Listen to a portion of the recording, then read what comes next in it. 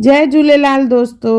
अॼु असां ठाहींदासीं गोगड़ुनि जी भाॼी, उहा बि पटाटनि सां गॾु ऐं दाग वारी रस में, जेका ॾाढी टेस्टी ठहंदी, सभिनी सिंधियुनि खे वणंदी आहे। गोगड़ू पटाटा दाग वारी रस में।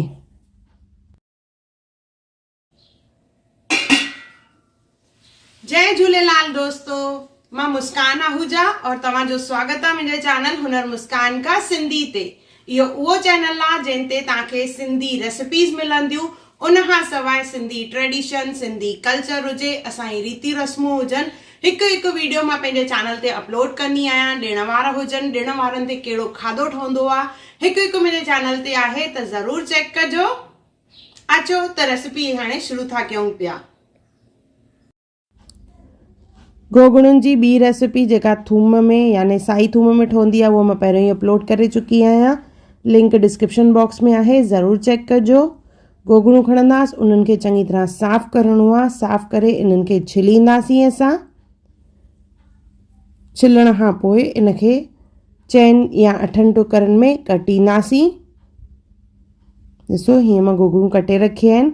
गॾु हिन में विधो आहे पटाटो, 2 पटाटा खया आहिनि मां हिते, और गॾु हिन में विझंदासीं असां पीज़, गोगड़ू पीज़ पटाटो दाग वारी रस में।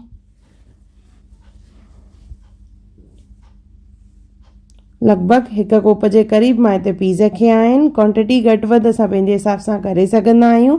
हाणे खणंदासीं कुकर, उन में विझंदासीं तेल या घी, 3 खां 4 चमचा।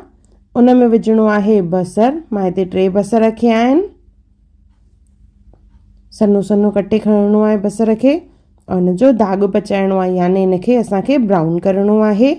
गॾु विझंदासीं 1 चमचो थूम, और गॾु विझंदासीं 1/2 चमचो अदरक, कुटियल 2 इस्तेमालु कंदासीं। सभिनी जी क्वांटिटीज़ मां मेंशन कयूं आहिनि, ज़रूरु ॾिसजो। इनखे चङी तरह मिक्स करे घुमाए करे भुञंदासीं जेसिताईं बसर भुंजे। इन में गॾु विझंदासीं असां सावा मिर्च। साॻी रेसिपी हिंदीअ में मां पंहिंजे चैनल हुनर मुस्कान का ते बि विधी आहे। सभु रेसिपीज़ मां ॿिन्ही लैंग्वेज में विझंदी आहियां, सिंधीअ में बि और हिंदीअ में बि।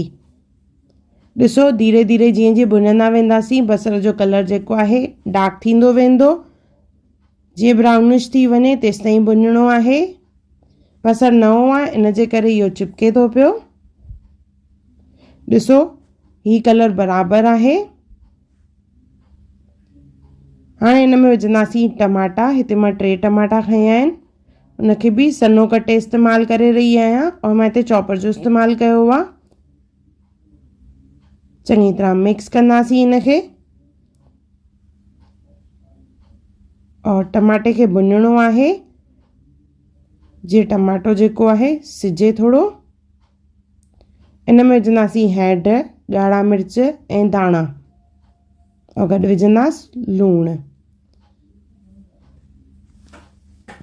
हैड, ॻाढ़ा मिर्च ऐं धाणा विझी करे लूणु विझंदासीं।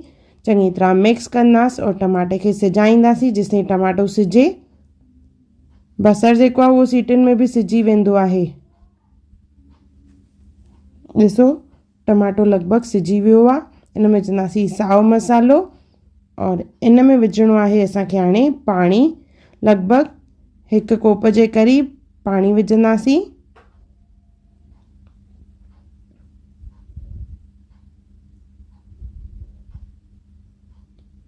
इनखे चङी तरह मिक्स करे कुकर बंदि कंदासीं, और लॻभॻि 2 खां 3 सीटियूं हणाईंदासीं। इनखे दाग पचाइणु चइबो आहे, त 3 सीटियूं हणाईंदासीं। 3 सीटियुनि खां पोइ ढकणु खोले करे असांखे इनखे मैश करिणो आहे, इन मसाले खे। त मंधीअड़े जो इस्तेमालु कंदासीं, ब्लेंडर जो इस्तेमालु न करिणो आहे। मंधीअड़ो खणी करे, जंहिंखे बिलोना बि चइबो आहे, उन जो इस्तेमालु कंदासीं। इहो ट्रेडिशनल वे आहे। ध्यानु रहे, मिक्सी जार जो या ब्लेंडर जो इस्तेमालु न करिणो आहे इनखे मैश करण लाइ, न त टेस्ट बराबरि न ईंदी आहे। सो चङी तरह मैश थी वियो। हाणे हिन में विझंदासीं असां भाॼियूं, गोगड़ू पटाटा ऐं पीज़ जेके असां अलॻि करे रखिया हुआसीं उहे विझंदासीं और चङी तरह मिक्स कंदासीं। मिक्स करे पाणी विझणो आहे। पाणी जी क्वांटिटी घटि वधि असां पंहिंजे हिसाब सां करे सघंदा आहियूं। असांखे रस यानी ग्रेवी केतिरी खपे उन जे हिसाब सां मां हिते लॻभॻि 1.5 गिलास पाणी विधो आहे। गॾु विझंदासीं साओ मसालो। कुकर जो ढक्कन बंदि कंदासीं और लॻभॻि 2 खां 3 सीटियूं हणाईंदासीं जीअं पटाटो पीज़ ऐं गोगड़ू सिजी वञनि। 3 सीटियुनि खां पोइ ॾिसो हीअ भाॼी असांजी तयार थी वई आहे। गर्मा गर्म दाग वारा गोगड़ू पटाटा पीज़ रस में। भाॼी ठही वञण खां पोइ मथां विझणो आहे गरम मसालो जंहिंसां ॾाढी बढ़िया टेस्ट ईंदी। इहे चांवरनि सां खाइजनि त ॾाढा बढ़िया लॻंदा आहिनि। पटाटो ऐं गोगड़ू चेक करे वठंदासीं ॻरियो आहे की न, त हीउ बराबरि ॻरी वियो आहे। हीअ असांजी भाॼी तयार थी वई आहे। इन में थोरो सो मथां विझंदासीं मसालो, छाकाणि त मसाले बग़ैर जेका भाॼी अधूरी अधूरी लॻंदी आहे, त हरियालीअ लाइ थोरो सो मसालो विझंदासीं। ॾिसो कलर दाग परफेक्ट पचाइजे, यानी बसर खे चङी तरह भुनिबो आहे, कंटिन्यूअस भुञणो आहे। धीरे बाहि ते भुञण सां जेको बसर जेको पचजंदो आहे उन सां ग्रेवी ॾाढी बढ़िया ठहंदी आहे। तेज़ बाहि ते अगरि बसर खे भुञंदासीं त उहो डार्क थी वेंदो आहे कलर और कारी कारी भाॼी बीहंदी आहे।